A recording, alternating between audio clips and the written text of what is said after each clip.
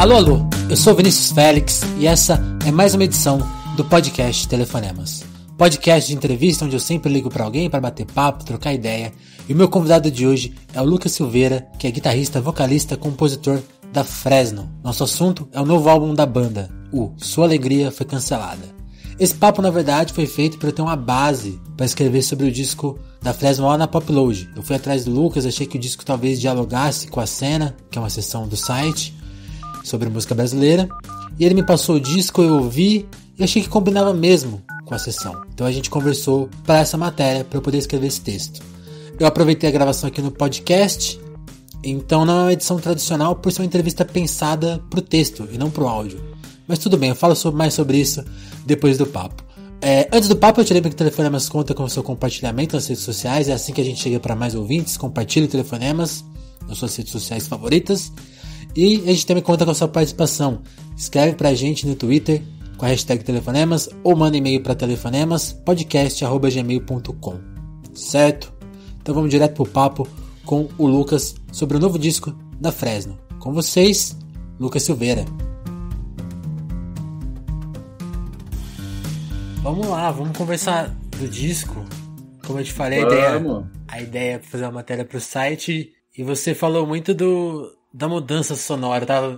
A gente começou a conversar por causa disso. Tenta traduzir pra gente o que é a mudança aí pra esse disco.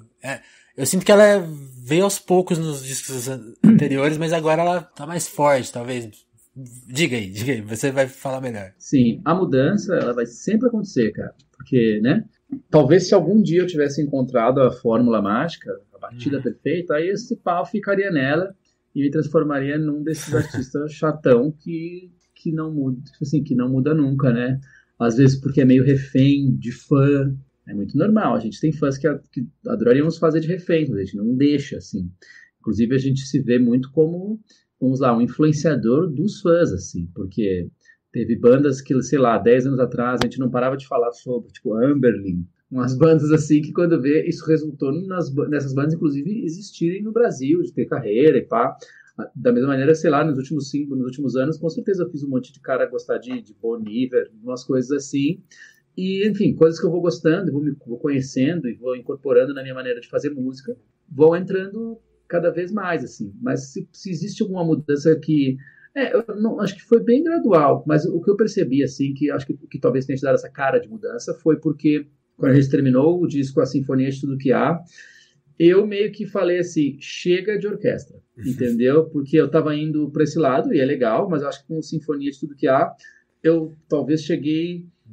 assim, eu zerei aquele jogo de fazer uma música, um rock super sinfônico, dramático, daquela maneira. E com esse eu queria ir pro lado plástico da coisa, assim, né? Então, tudo que eu posso pensar como um arranjo sinfônico, eu vou traduzir ele para uma linguagem da guitarra, do sintetizador, de outros timbres estranhos. E com isso a gente chega em vários acidentes musicais que foram virando as texturas que vão costurando o disco inteiro, assim. A própria primeira música, o A Rocha, ela é um acidente musical. Eu estava pensando em aquela música, como é que é? Sabe?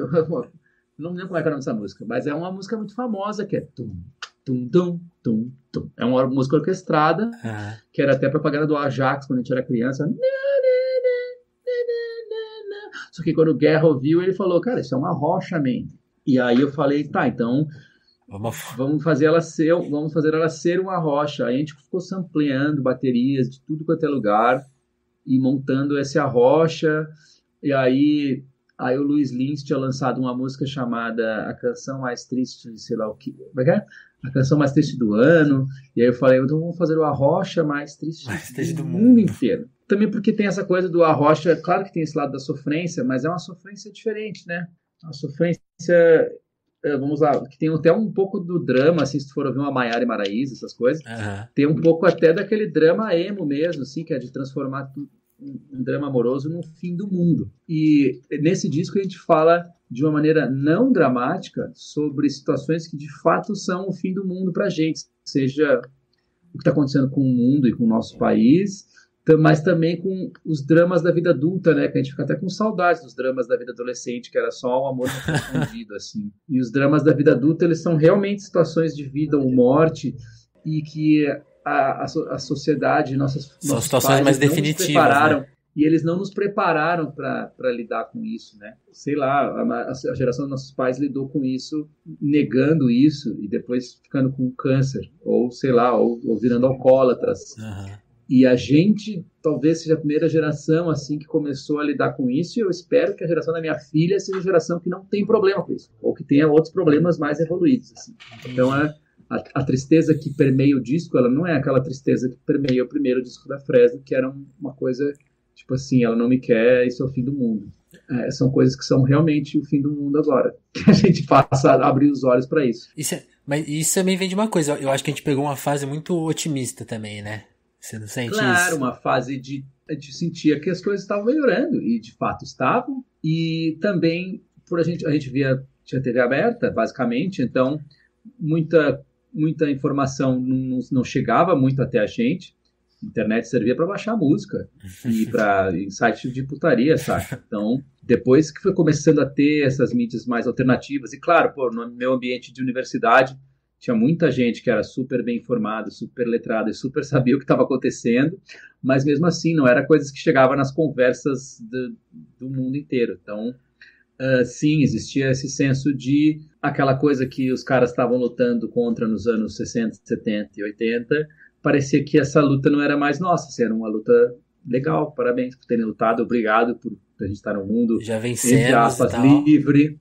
Mas eu acho que agora a gente está vendo de novo, e eu percebo até a necessidade de não apenas o rock, mas da música retratar isso. E eu vejo que através do rap e de tudo quanto é estilo musical, assim, eu vejo as pessoas endereçando assim essa nova luta aí que está acontecendo, que é só uma repetição no fim das contas. Mas a gente estava falando também disso de talvez ter uma cara mais adulta, mas eu acho que o disco talvez ele choque mais as pessoas que não acompanharam a transição. Vocês já estão nessa há um tempinho, né?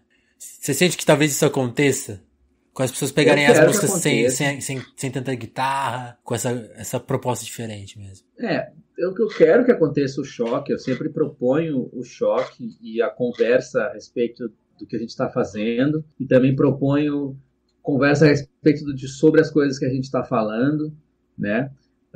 Até, por exemplo, só de pedaços de letra que a gente vazou de propósito, a gente já vê uma discussão acontecendo no ambiente dos fãs, assim, sobre, sabe, tu vê, tem um grupo dentro da nossa página do Facebook, que é um grupo de 6.000 pessoas, que são esses mais assíduos, assim, e aí tu vê a galera se pegando na porrada virtualmente. Isso que nem ouviram ainda. Sobre posicionamentos políticos e tipo, tem fã que é Minion, que eu nem sabia que existiam tantos, assim, mas tem uma porcentagem, não é maior, não tá nem perto de ser a maioria, mas tem, e tipo, e esses fãs super em choque, assim, tipo, caralho, a banda que eu gosto está pensando nessas coisas diferentes. Aí já entra uma galera, aí quando vê já tem sempre aquele terraplanista louco, que já começa a largar uns papos nada a ver, monarquista, enfim. E é louco, porque é um grupo de 6.000 pessoas dentro da nossa página, que é uma página de, sei lá, 1 milhão, e tipo, tem esse grupo, que dentro desse grupo é quase uma amostra de quem é o público da banda, assim, que realmente foi conquistado ao longo de muitos anos, então tem tudo ali. Todos os cantos do Brasil, fora do Brasil, inclusive com a arte do disco a gente quis trazer isso também, assim, né? Meter umas caras de umas pessoas que com a cara delas já provocasse também conversa, discussão a respeito de por que essas pessoas, quem são essas pessoas.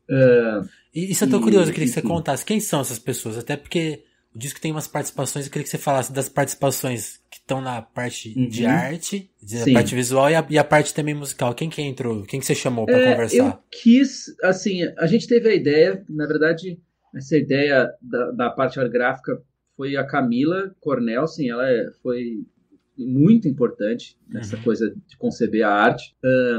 O argumento disso surgiu de uma conversa minha com meu irmão, que a gente veio com uma cor. Meu irmão é artista plástico, a gente veio com uma cor, aí dessa cor eu vim... Que é um debate que tem várias capas de vocês, né? Qual que é a cor desse disco?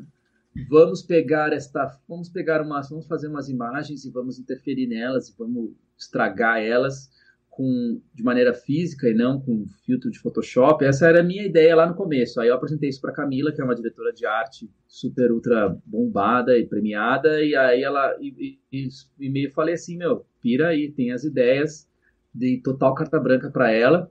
E aí ela já veio rápido com esse conceito, não, vamos pegar umas pessoas bem diferentes e vamos tirar essas fotos, depois vamos imprimir essas fotos em vários papéis diferentes e vamos sobrepor esses papéis e vamos rasgar esses papéis de tudo quanto é jeito e vamos documentar tudo isso e fazer dessa pesquisa a arte do disco. E tá, beleza, quem são essas pessoas? A gente poderia fazer um casting? Poderia, mas só de pessoas que eu acumulei ao longo da minha vida, de amigos e conhecidos, assim, já existia um casting muito interessante e o disco também trata muito ele trata muito da nossa cultura atual, que ela vem de, vamos lá, a gente vem de emoções simuladas e até esse sentimento sintético que a gente tenta colocar ali nas nossas redes sociais, eu inclusive, assim, né? Uhum. Tipo, se eu tô feliz, mas eu vou dar um sorriso maior ainda agora porque eu vou tirar uma foto, sabe? Sem perceber, às vezes, que tem um cara que tá na cama olhando o celular, deprimido, e vê aquilo, e a profunda depressão daquele cara, né? Às vezes eu posto uma foto da minha filha, os caras, nossa, sua filha não chora. Eu, claro que eu não vou tirar uma foto dela quando ela está chorando. Né? Eu não vou tirar foto dela quando ela cagou na minha cara, tá ligado? Tipo assim, então, essas impressões falsas que às vezes a gente coloca e projeta na vida das pessoas. Então, por causa disso, eu quis pegar pessoas que também são meio que de internet, assim, que é um lugar onde o ódio é muito facilmente destilado, né? Porque tu não corre risco de tomar um socão. E então eu peguei essas pessoas de internet que estavam dentro das pessoas que eu conhecia e que consegui, e que a existência delas na arte da banda pudesse acrescentar alguma coisa sem que eu precisasse falar nada. Então, porra, tem a Hel Mader, que é uma amiga nossa, já dirigiu o clipe nosso, e que hoje ela é tipo uma mãe adulta, mas que colava em show da Fresno lá em Brasília, 12 anos atrás. Aí tem a Maju, que é uma pessoa muito jovem, já totalmente, que nasceu dentro da internet, a pessoa nasceu em 98, sei lá, e que é uma blogueira, é uma cristã, e é um louco, que é esse cristão cool, né, que é uma parada que não existia quando eu era moleque, assim, e que também é uma pessoa que tem uma mensagem pros fãs dela, e que também eu conheci basicamente porque ela gostava muito da Fresno, assim. E que eu sabia que, sabe, eu percebia que, sei lá, o preconceito que talvez existisse com músicos há 50 anos atrás, depois ele vai só mudando, assim, né? As pessoas estão tendo umas raivas gratuitas de pessoas que têm profissões, né? Existe essa raiva do coach, a raiva do coach é até um pouco justificada, assim, né? Mas você tem a raiva do youtuber, a raiva... E aí eu percebi, assim, que seria... que obviamente ela topou, e eu falei, a gente vai fazer umas fotos muito fodas, a gente vai fazer umas sobreposições, e que vai ser a capa do nosso disco, porque a imagem que eu tinha lá na minha cabeça, na minha referência, era isso, assim, de pegar de uma pessoa com uma feição muito, muito pura, assim, renascentista, completamente estragada por uma outra coisa analógica, assim. Então, e foi daí que a gente foi ampliando, né? Aí tem os gêmeos, Kelps e Raoni, que só o fato deles ser gêmeos já propõe uma coisa, eles também são cantores, são músicos que estão na luta aí junto com a gente. Então, assim, os feats, eles não são apenas musicais. Aí tem o lance dos feats, porra. Feats musicais. São pessoas que a gente já conhecia, que a gente já gostava e que eu procurei chamar gente que tá chegando, assim, e não necessariamente como foi no disco anterior que a gente chamou o Caetano Veloso e ele tocou, que foi muito maluco, e cantou com a gente uma faixa, que foi um negócio do caralho, mas eu queria trazer pessoas que atuam em cenas diferentes, mas que musicalmente se afinam com a gente, assim, entendeu? E foi o que aconteceu de ter Tuyo, que é uma banda que está crescendo muito rápido, e tem a Jade também, que é uma pessoa de um outro rolê, é um negócio pop, mas não é simplesmente assim, sabe? Ali tem uma coisa diferente, uma compositora que fala de emoções de um jeito que eu gosto. E aí eu falei assim, cara, ela vai casar muito com o que a gente está querendo falar nessa música. E com o Tuyo foi a mesma coisa na faixa Cada Acidente. Mas é isso, assim, pegar pessoas que talvez eu estaria mostrando para o nosso público.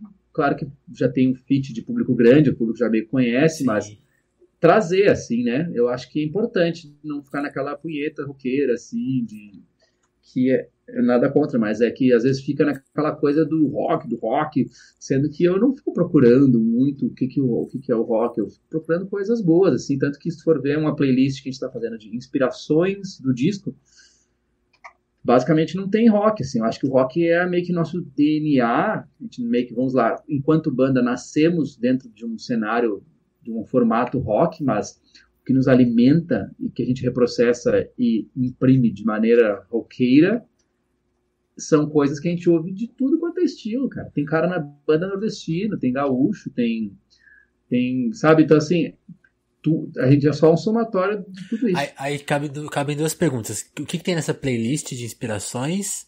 E como que essa ideia foi... Como vocês discutiram isso como banda? Assim, se você ouve o disco, houve muita coisa eletrônica e as bases, imagina que muita coisa foi feita aí no estúdio, assim, não é aquele processo de banda onde cada um toca o seu instrumento, tem outras sonoridades. Como que vocês discutiram isso pra... Assim, como que foi esse casamento, assim, não vai ter guitarra aqui, a bateria aqui vai ser tal coisa?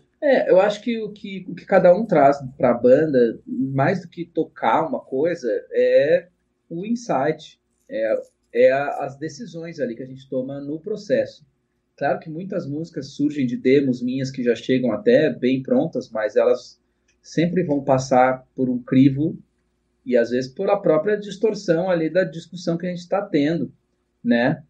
Então, as faixas mais conceituais, assim, com certeza elas surgiram a partir daqueles sons, que foi coisa que às vezes eu comecei sozinho, mas com esse álbum, ao contrário do nosso outro álbum que a gente fez antes, ele é um álbum que ele nunca foi ensaiado, ele não é um álbum... Esse era o ponto. Vamos chegar aí com os riffs, porque isso é bom por um lado, mas ele também é um bagulho que quando eu produzo outras bandas, a gente faz assim, quando eu produzo uma banda e a banda tá ensaiando, aí o cara, por ele estar com a guitarra na mão, ele, vou tocar essa guitarra então, já que ela está na minha mão. Preciso tocar. Quando, na verdade, se tu for tratar a música como um produto lá no final, que o fã vai ouvir, a gente tem que sempre julgar a necessidade daqueles instrumentos naquela música, sempre, assim. A gente tem que sempre, lá no final de uma produção muito complexa, perguntar se talvez aquela música não deveria ser só piano e voz, ou só violão e voz, ou só voz. Eu tenho que sempre perguntar, assim. Então, ele é um disco bem, bem de laboratório. A metade mais light dele é de uma coleção de demos, assim, sem pé sem cabeça, que eu produzi numa semana, quando eu estava com um Space Echo aqui em casa, que é um equipamento velho, que é um delay de fita que transforma tudo no som do Lucas Silva e Silva, assim. E aí é um instrumento muito inspirador, né? Ele não faz som nenhum, mas tudo que tu colocar dentro dele, ele vai gerar uma textura de fita e de delay, de desafinar, que foi a textura, assim, que permeia o disco todo. Então, isso surgiu de demos minhas, mas aí a gente foi vendo se aquilo ali eram coisas que iam virar um Visconde lá na frente, ou que iam virar uma trilha de qualquer coisa, ou se iam virar músicas da Fresno, assim. Mas aí surgiu essa vontade de fazer o disco ser construído em torno disso. E aí as faixas, vamos lá, a outra metade do disco seria essa metade mais guitarra, todas elas surgiram também de bases eletrônicas. Assim. É um disco que, em algum momento da produção, eu ia acionando os outros integrantes, mas não é um disco que a gente ensaiou. Assim. Ele é uma produção que eu tomei conta dessa produção, então assim, eu meio que tinha uma ideia de resultado final, mas também 100% aberto a destruir com esse resultado final. Então teve músicas que às vezes a gente gravou muitas coisas, tirou tudo e virou um negócio mais vazio, assim.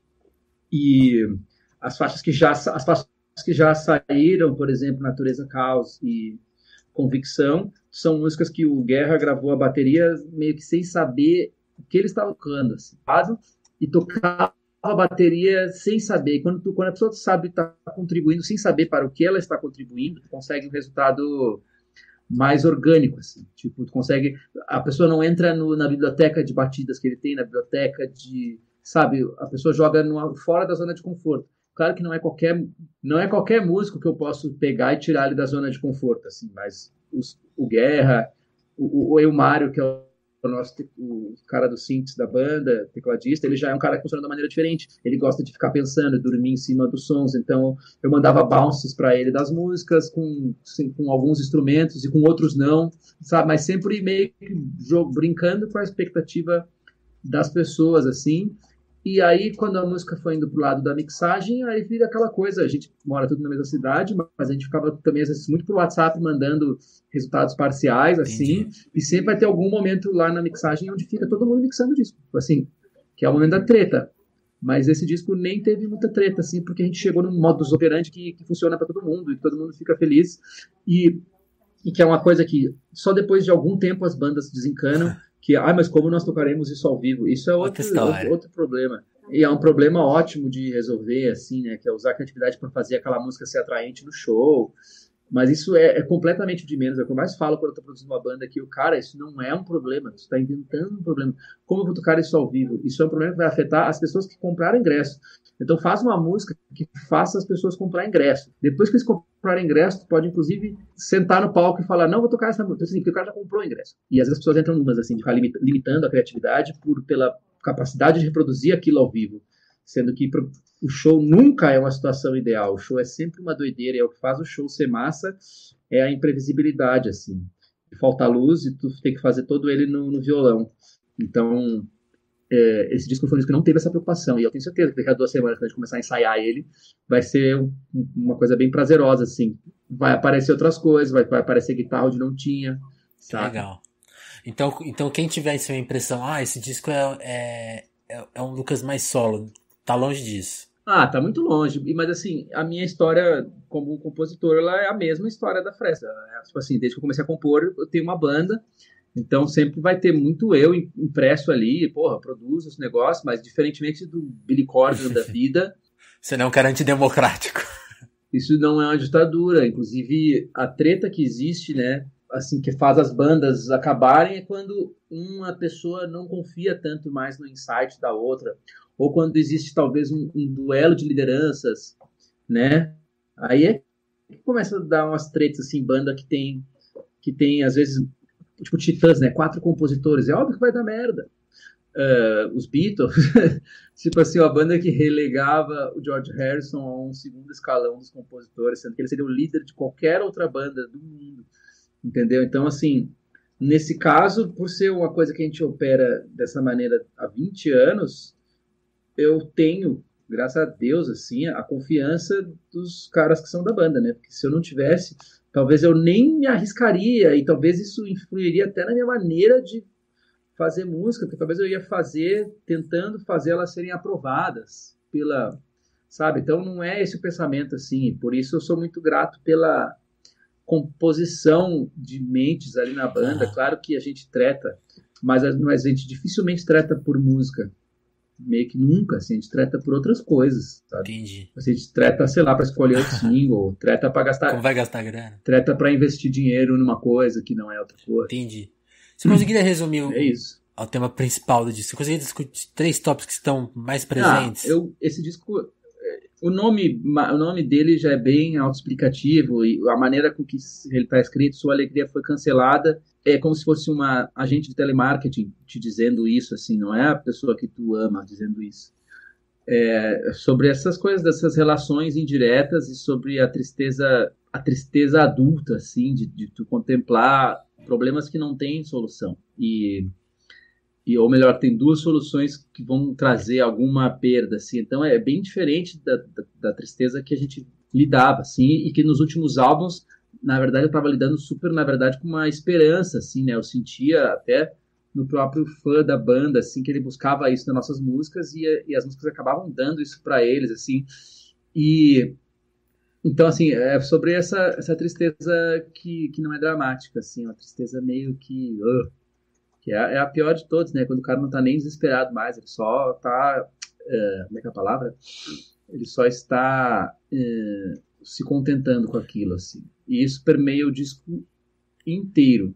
E aí essa tristeza ela é dividida entre uma tristeza com o que está acontecendo internamente, no micro, com essa tristeza no macro, assim, que seria situações em que a gente se vê sendo pilotado aí pelas forças que regem o nosso mundo, que são, sei lá, bancos e governos e essas coisas. Você listou uma coisa que eu tava vendo você comentar da sad music, né? E de como ela seria o passo seguinte do emo, e como vocês agora estão meio que, tipo, tomando de volta, né? Não, a gente também faz música desse tipo. Você acha que cabe essa fala? Eu acompanho, né, basicamente eu tento acompanhar tudo que tá acontecendo, assim. É só um novo nome pra uma velha coisa, né? Porque sempre vai ter, mas esses estilos musicais, eles estão sempre surgindo, pessoas fazem todo tipo de música, mas os tipos de música que vão gerando uma atração são justamente aqueles que coincidem com a demanda da galera, normalmente os jovens, né? E eu acho que os jovens que cresceram aí em 2000, não a gente que é anos 80, 90, eles têm outras demandas, assim. Então sempre vai ter a música de escapismo e a música de olhar para isso, né? A música de escapismo, que seria um trap de putaria, um funk, um sertanejo de festa, assim, e sempre tem o outro lado disso, assim. Então, às vezes a pessoa não quer sempre ficar ouvindo música para entrar numa bad ou para pensar na própria vida. Às vezes o cara só quer sonorizar um momento ali que ele está estudando, mas sempre vai ter essa coisa reflexiva aí. Às vezes essa coisa reflexiva, esse lado negro aí da música, às vezes ele faz muito sucesso, normalmente quando ele coincide com o que muitas pessoas estão sentindo, assim.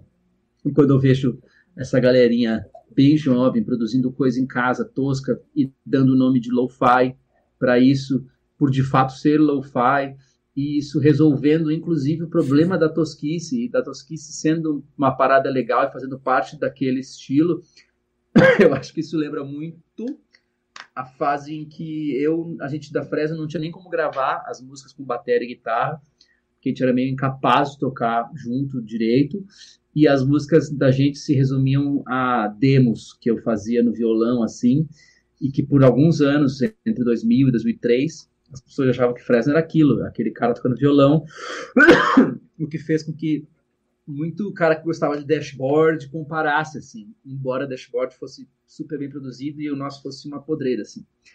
Então, tem a ver. Eu sinto super que tem a ver. Como que sim? Quando a gente conversou outra vez, você me explicou essa história mais detalhadamente, mas eu queria que você resumisse esse processo agora, falando da banda, da questão de ter voltado a ser independente. Queria que você desse um panorama pra gente, qual que é a situação da banda agora, assim, quais são as dificuldades e soluções dessa fase nova para fazer show, para tocar nos festivais, se reposicionar, assim, meio que uma reposição de marca, sabe?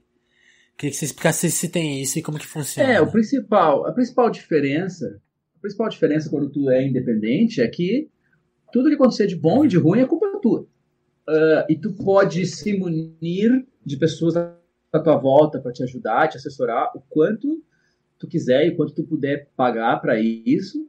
O lado bom é que tu tem controle sobre o que tu tá dizendo, e é claro que às vezes uma estrutura de gravadora com o controle é o melhor dos mundos quando tem alguém investindo, mas para investir tu tem que estar valendo aquilo, tem que estar dando um retorno, porque é uma firma.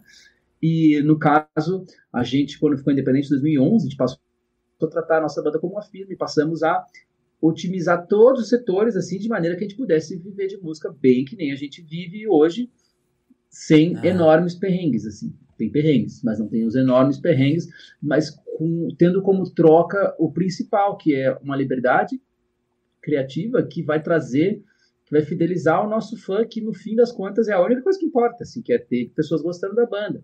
Quando um fã de uma banda tipo a gente começa a perceber que existem outros fatores influenciando na criação, ele debanda, sabe? Ele não... Então, assim, essa escolha do comercial, ela é um tiro que tu dá, que ele tem que ser muito bem dado, porque quando ele é errado, tu só perde o que tu tinha, assim. E no Brasil isso é bem inviável, né? Mas para esse disco, quando o disco já estava pronto, a comunicação dele estava tudo pronto, surgiu a oportunidade de lançar ele pela BMG, que é uma gravadora, é uma major, que está voltando a operar no Brasil, e o primeiro lançamento da BMG no Brasil, da BMG nova, no Brasil, é esse álbum da Fresno. Então isso é muito diferente de outros momentos que a gente estava em gravadora, que eu tinha que submeter as demos a um diretor de AR, que às vezes ele poderia não gostar daquelas demos com base em achismos, assim, né?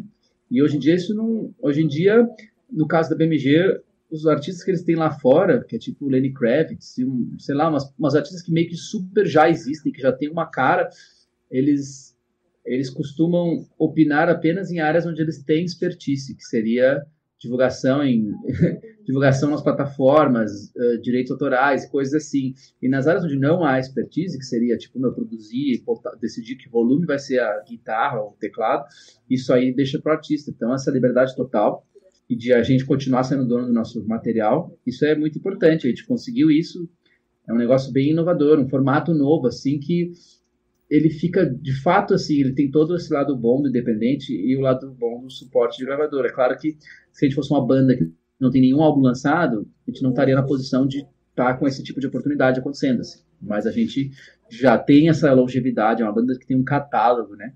Eu fiz uma playlist aqui que é tudo, sabe, aquelas playlists tipo Fresno completo. Tem tipo, 7 horas de coisas aí que a gente já produziu, assim. Então é legal pra caralho. Mas assim, eu costumo dizer, o nosso pensamento, ele é totalmente independente e quem a gente agrega em torno da gente para nos ajudar a transmitir essas mensagens, essas músicas, sempre vai estar, vamos lá, numa pirâmide assim debaixo do que qual é o nosso objetivo ali naquele momento como banda, que a gente discute entre nós e que a pessoa entra nessa máquina ou ela não entra. Então, assim, é legal saber que eles compraram essa ideia toda, que já estava muito definida, porque era um disco que estava sendo programado para ser independente. Então, assim, ele já estava parando de pé sozinho. Tanto que você buscou meio que eu queria que você falasse um pouco da divulgação do disco, né? Porque eu vi que você fez várias parcerias, tipo assim, divulgou a letra, pegou as letras e divulgou com site de letra, vazou pra youtuber fazer uma crítica, youtubers não convencionais que falam de música. Eu queria que você comentasse essa seu pensamento. Sim. Isso veio muito do que eu aprendi vendo as outras bandas lançando disco, assim. E eu percebendo o que dá pra fazer, né? E eu fui percebendo muito lacunas, assim, do que dá pra fazer e do que eu tenho assim, ao meu redor agora, pessoas que trabalhariam comigo e que nos ajudariam nesse momento agora, sabe? E em 20 anos a gente acumula muita coisa, assim.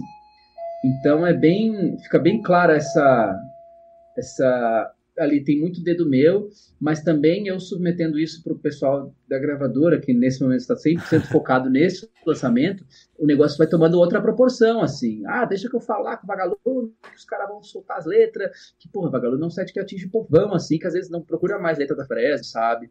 Mas, assim, o que aconteceu desde o começo foi que... Peraí que eu acho que alguém vai abrir, mas eu não consigo passar. Bom, o que eu percebo é que hoje em dia é uma avalanche de comunicação, toda semana saem 50 álbuns, e como tua cabeça sair dessa avalanche, né?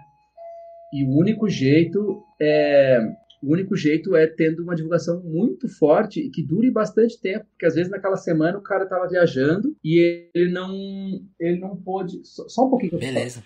Ele vai apertar o botão da esquerda, ali ó, tem do lado daqueles livros, nossa, que é o da puta, é o meu amigo, na verdade, tá chegando aqui. Vai apertar o botão da esquerda e tu vai perguntar quem é. Pode abrir, não deve ser não. É o do meio, tá? Qualquer coisa chama a polícia. Quando vê, é só um cara que nos mata ao vivo. Não, então. A divulgação precisa durar muito tempo e ela não pode acabar quando sai o disco, né? Porque, assim, por exemplo, às vezes rola aquele buzz gigante, mas aí morre, o disco né? sai, uma semana depois esquece. Então a gente também criou muito material para o pós-lançamento, que eu acho que é onde vai ter tem bandas que eu gosto, eu vou ouvir o lançamento do cara 2 meses depois, 4 meses depois. Eu preciso ser impactado muitas vezes para ouvir as coisas que eu gosto. Isso que eu sou um cara da música. Então imagina uma pessoa normal. Nossa, que doideira. Vai ter até o podcast do disco.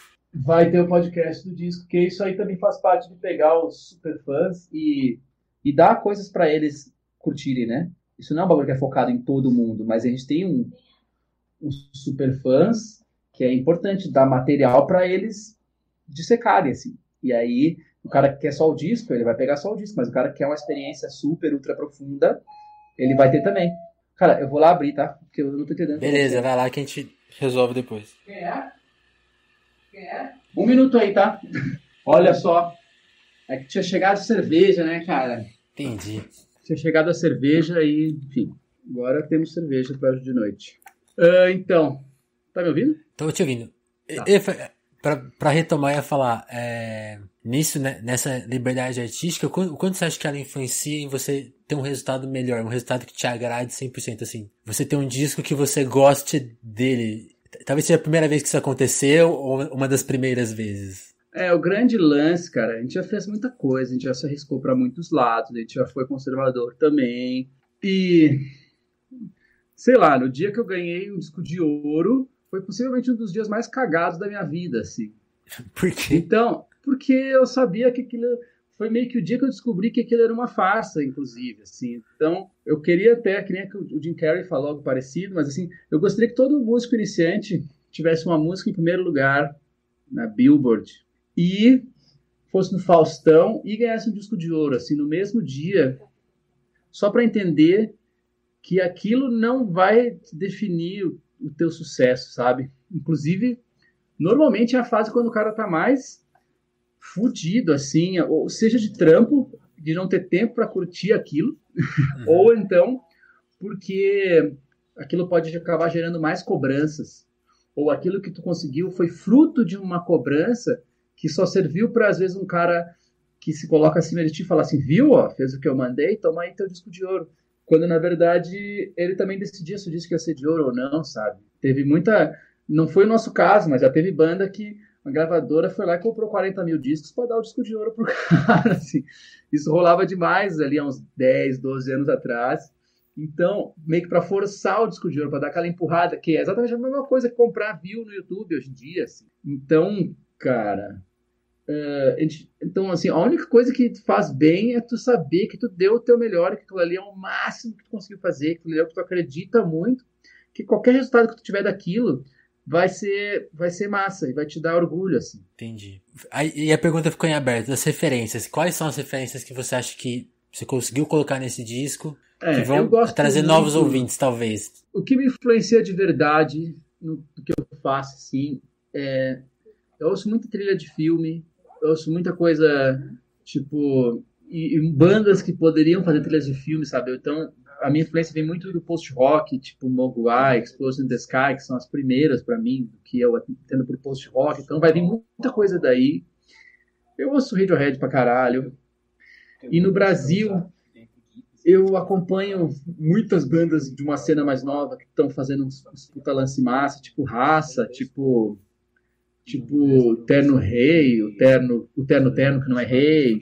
Pô, um monte de coisa legal acontecendo que não necessariamente influencia, mas, porra, aumenta, assim, o diâmetro da música que está sendo feita por bandas hoje. Mas, assim, e também eu gosto bastante de música eletrônica maximalista, assim, pesado, sabe? E uma coisa que afetou eu e metade do planeta Terra nos últimos anos foi synthwave, né? Eu acho que essa volta de timbres dos anos 80, assim, hoje eu, como produtor, entendendo de onde vem esses timbres, que teclado que faz esses timbres e por que eles são assim, rolou um encanto, assim, e é assim como um filtro de Instagram que põe uma sujeira para parecer que a foto é analógica, isso traz um conforto, sabe? Então, o barulhinho de vinil, que é uma característica muito clássica do lo-fi, assim, é porque isso é exatamente igual ao filtrinho do Instagram, ele traz uma familiaridade, um conforto, um quentinho, assim. Então isso influenciou bastante. Beleza, Lucas, queria te agradecer pelo papo, é isso. É nóis, mano. Valeu pelo papo. Opa. Falou, mano, obrigado, hein? Valeu! Valeu!